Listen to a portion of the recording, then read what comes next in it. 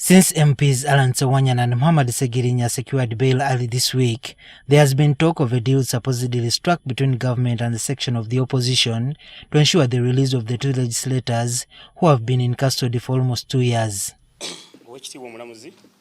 The following days have been characterized by counter-criticisms among a section of people, including those believed to be behind the dialogue.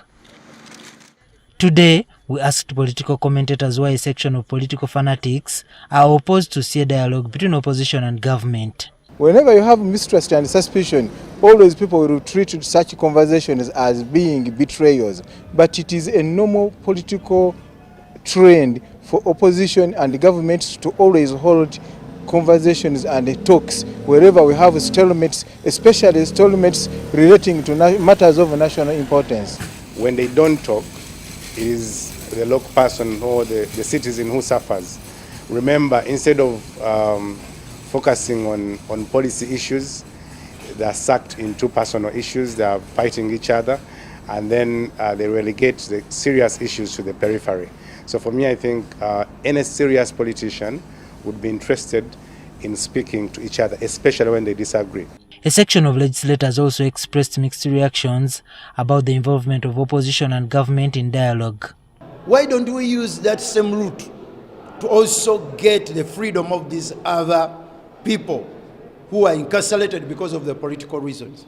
They don't have a name, a profile like a member of parliament. Some of them we don't know even their names, but they are suffering and dying in those prisons. With the mediating, what's wrong with coming to terms together and say, hey, we don't agree here, but we can agree there, and we don't have to disagree all the time, every time. The genesis of our politics, of our forefathers, especially in the opposition, have painted an image of, if you're opposition, you're not supposed to talk to government. Actually, it has been painted that if you're seen standing with an NRM MP, then you have been compromised. However, we can disagree on issues. We are here to give alternative ideas, and we only disagree on issues. Some MPs say it's inevitable for opposition politicians to discuss with government officials. The opposition is to check government. And when issues come up concerning government, they should be able to come and sit with government that here the mistake has been done, how can you go about it? That's when we can have mature politics. You have seen countries, even during the war, keeping lines of communication open. Even at the worst, when you see China struggling with America, the defense secretary makes a call to his counterpart. That's part of negotiation. The world is about negotiation.